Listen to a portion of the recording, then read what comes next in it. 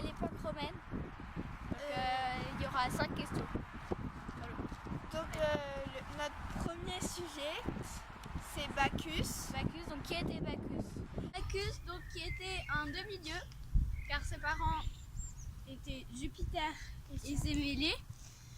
Voilà, donc Bacchus, il était surnommé Liber, parce que le vin délivrait les esprits.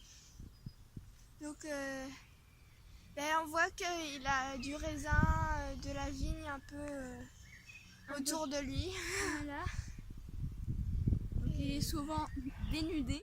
C'est Bacchus des Carmes-Aubryon. Numéro 2. C'est la carte du commerce du vin, toujours à l'époque romaine. Le vin était fabriqué en Gaule, il était transporté à Marseille, puis transporté par des épaves au port de Rome.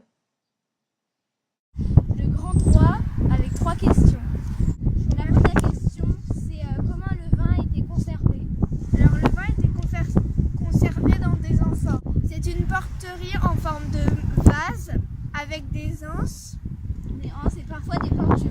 Oui, pas forcément. Souvent en poterie, sans rien. Voici quelques-uns.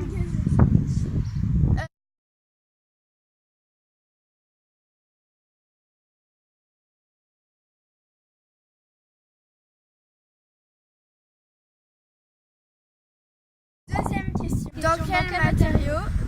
Dans de la poterie, on vous l'a dit. Mais de la poterie, c'est de la terre cuite et pas n'importe quoi, c'est de l'argile. On la laisse sécher, on la manipule jusqu'à former un solide. Comment le vin a été transporté? Le vin a été transporté dans des épaves, on vous l'a dit. Donc voici 2 illustrations d'épaves.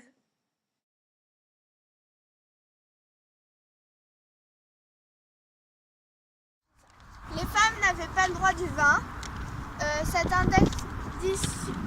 interdiction fut progressivement levée dès le début du IIe siècle et dans l'Empire romain, les femmes eurent le droit de boire du vin régulièrement.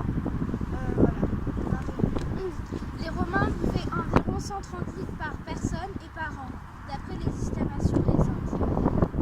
Ils l'échangeaient en Gaule contre des minerais, de la charcuterie et même des esclaves.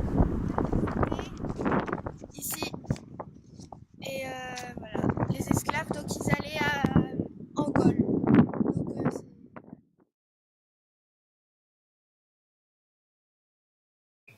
Pour produire le vin, les Romains déversaient le raisin dans un fouloir, d'où les mousses s'écoulaient dans une cuve en contrebas.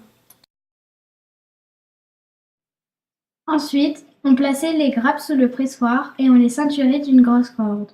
Le levier du pressoir était manœuvré à l'aide d'un treuil. Le mousse s'écoulait sur la dalle du pressoir et dans une deuxième cuve. Une fois qu'il avait décanté, on le plaçait dans des jarres enterrées jusqu'au sol, disposées en rangées dans un cellier. Enfin, le vin était transvasé dans des amphores où on le faisait vieillir. Et vu que c'était pas très bon parce que C'était pas très bon. il n'y avait pas les conservateurs. Ouais. On mettait de l'eau dedans pour atténuer le goût.